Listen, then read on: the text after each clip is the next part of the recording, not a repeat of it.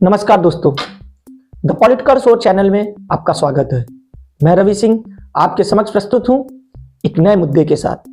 दोस्तों, आज हम एक ऐसे मुद्दे पर बात करने जा रहे हैं जिसने देश के शिक्षा जगत में तूफान मचाया हुआ हो।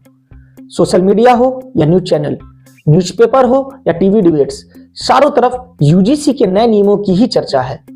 एक तरफ यूजीसी के नए रेगुलेशन है तो दूसरी तरफ सुप्रीम कोर्ट द्वारा लगाया गया उसमें स्टे। और इन सब गर्मा गर्मी के बीच में एक ऐसी घटना हम सबके मध्य में घटित हुई जिसने इस देश के लोकतंत्र के चौथे स्तंभ पर सवालिया निशान खड़े कर दिए। इन सब के बीच एक सवाल भी मन में है कि क्या इस देश की यूनिवर्सिटीज और कॉलेजेस अब पढ़ाई का केंद्र न होकर के सिर्फ जातिवाद की लड़ाई का मैदान बन चुके हैं। आज हम इन घटनाओं का गहराई से विश्लेषण करेंगे और जानेंगे कि क्या है कारण इन सब के बीच में। तो आपसे निवेदन है कि अंत तक इस वीडियो में जरूर बने रहें, क्योंकि यह मुद्दा हमारे और हम सबके भविष्य से जुड़ा हुआ है। दोस्तों, सबसे पहले जानेंगे कि इस मुद्दे की शुरुआत कहां से हुई। 13 जनवरी 2026 को इस देश में यूनिवर्सिटी ग्रांट कमीशन ने promotion of equity in higher education institutions regulation 2026 जारी किया, जिसका उद्देश्य यूनिवर्सिटीज, कॉलेजेस और उच्च शिक्षण संस्थानों में हो रही जातिगत भेदभाव की घटनाओं को अंकुश लगाकर सभी छात्रों के मध्य शिक्षा प्रणाली समान रूप से उन्नत हो सके और सभी छात्र बिना किसी भेदभाव के शिक्षा ग्रहण कर सके। ऐसा नहीं है कि ये नियम पहली बार सभी इंस्टीट्यूशंस में लगाए गए। इसके पहले भी यूनिवर्सिटी ग्रांट कमीशन द्वारा एंटी डिस्क्रिमिनेशन रूल 2012 सभी कॉलेजेस और यूनिवर्सिटी में लागू थे। तो सवाल यह है कि इसमें संशोधन की आवश्यकता क्यों पड़ी। आइए जानेंगे इसके पीछे के कुछ तथ्य। वर्ष 2016 में रोहित वेमुला, जो कि एक दलित समुदाय से आते थे और आंध्र प्रदेश यूनिवर्सिटी में पीएचडी के छात्र थे, उन्होंने सुसाइड करके अपनी जान दे दी।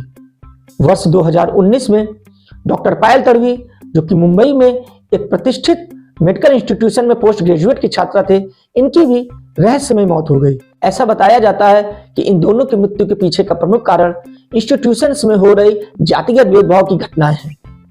वर्ष 2019 में रोहित वेमुला की मां राधिका वेमुला और पायल तड़वी की मां आबिदा सलीम तड़वी के द्वारा सुप्रीम कोर्ट में एक ज्वाइंट पिटीशन डाली गई।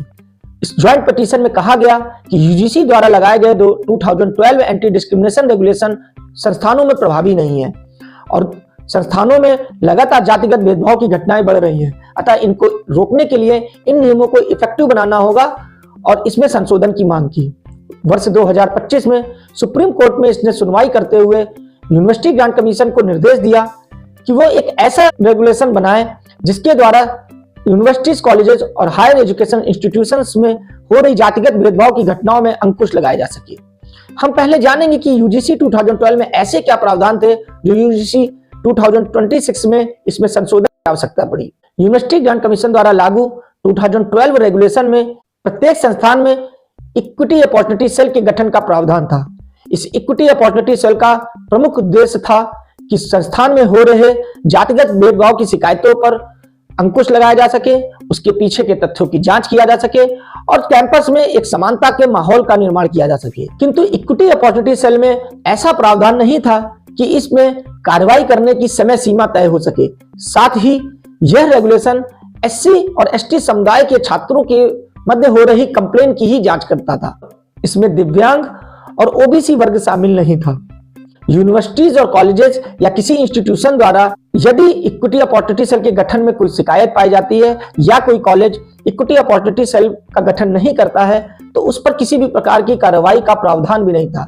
न ही यूजीसी द्वारा उसमें कोई फंडिंग रोकी जा सकती थी, न ही उस पर कोई कार्रवाई की जा सकती थी। 27 फरवरी 2025 को यूनिवर्सिटी ग्रांट कमीशन द्वारा इस नए रेगुलेशन का ड्राफ्ट प्रस्तुत किया गया।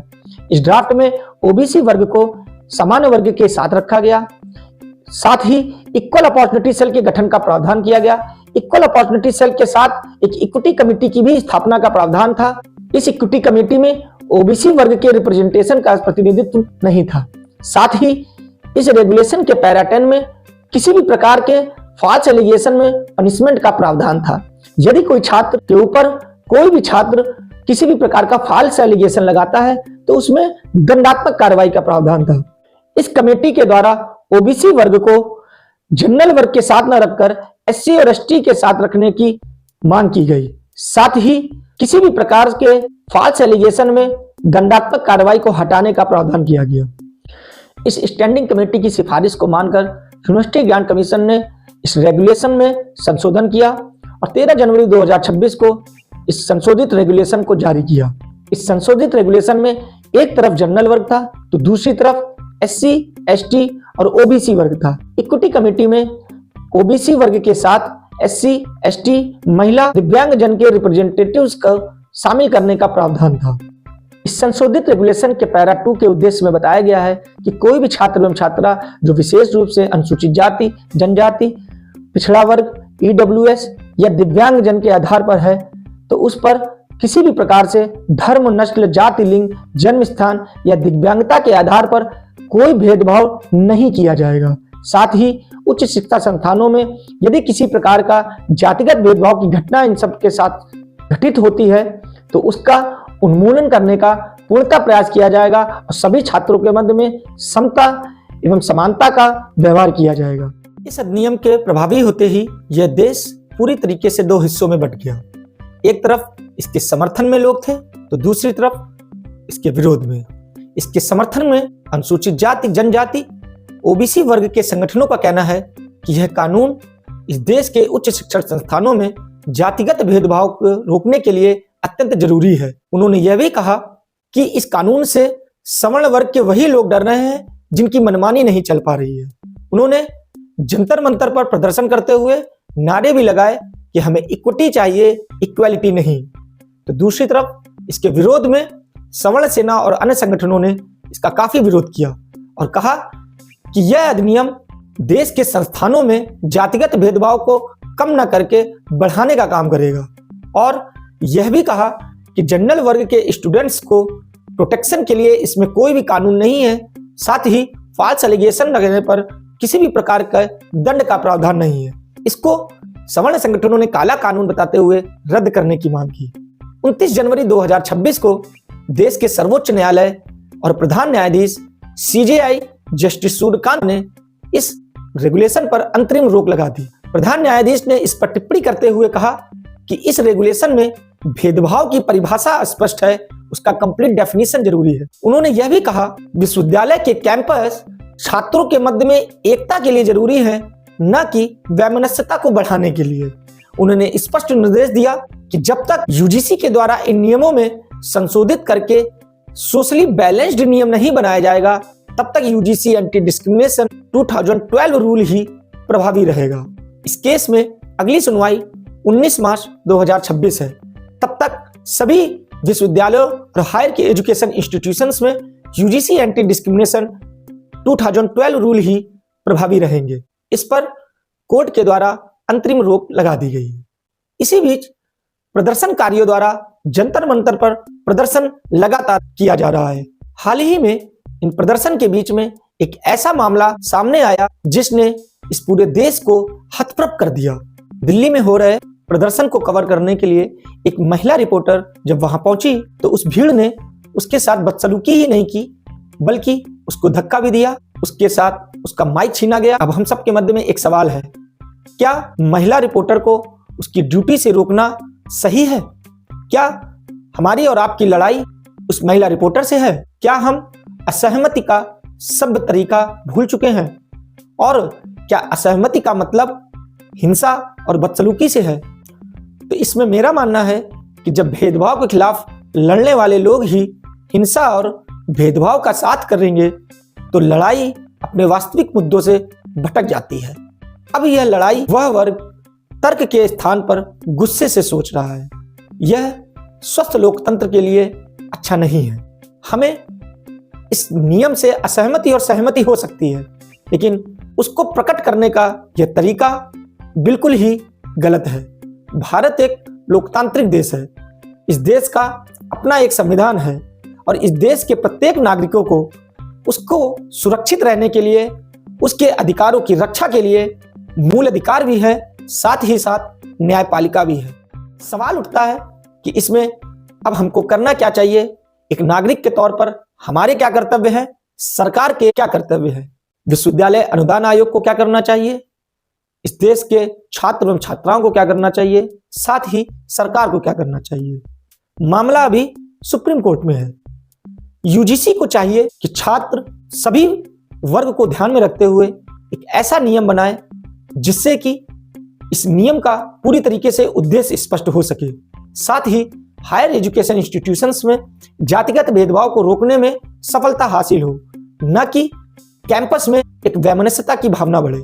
एक नेचुरल ग्रेवियंस सेल की भी स्थापना की जा सकती है जिसमें कि सभी वर्ग के लोगों का प्रतिनिधित्व हो और वह वर्ग सभी की मुद्दों पर वास्तविक रूप से ध्यान देते हुए छात्र एवं छात्राओं के मध्य में एक अच्छा समन्वय स्थापित करे। इस देश के स्टूडेंट्स को चाहिए कि इस कैंपस में, यूनिवर्सिटीज के कैंपस में एक ऐसे माहौल का निर्माण करे जिसमें सभी छात्र एवं छात्राएं आपस में मिल करके शिक्षा का उन्नत विकसित रूप प्रदर्शित करें और शिक्षा को ग्रहण करके इस देश को विकसित बनाने में योगदान दें, न कि कैंपस में जातिगत भेदभाव को बढ़ाएं और विश्वविद्यालय और कैंपस को जातिवाद का एक मैदान बना लें। साथ ही मीडिया की आजादी भी लोकतंत्र के लिए बहुत ही जरूरी है। जो उस महिला के साथ हुआ वह अत्यंत निंदनीय है। ऐसी घटनाओं की पुनरावृत्ति न हो, हमें इसकी रोक के लिए भी प्रभावी कदम उठाने चाहिए। मीडिया लोकतंत्र के ये चौथा स्तंभ कहा गया है। उस स्तंभ की रक्षा करना भी हम सबका नैतिक कर्तव्य है।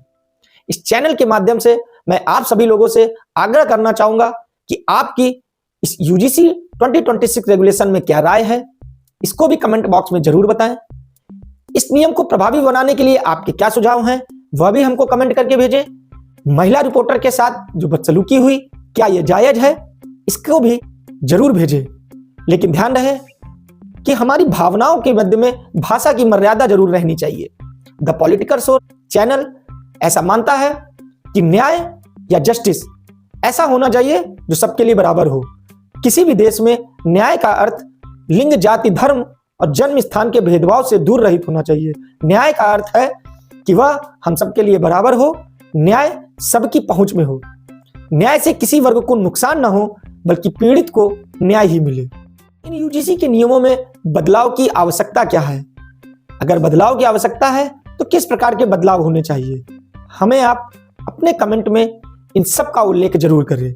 जो इस महिला रिपोर्टर के साथ हुआ वह अत्यंत निंदनीय है और इस तरीके की पुनरावृत्ति ना हो, इसके लिए भी हमें क्या प्रभावी कदम उठाने चाहिए, यह भी आप हमको कमेंट बॉक्स में जरूर बताएं। द पॉलिटिकल सोर्स चैनल आपके सभी सुझावों को सादर आमंत्रित करता है। आज के इस एपिसोड में इतना ही। मिलते हैं एक नए एपिसोड में एक नए मुद्दे के साथ। हमारा उद्देश्य है इस देश के हर व्यक्ति को जागरूक करना और अपने अधिकारों की रक्षा के लिए तत्पर रहना। नमस्कार।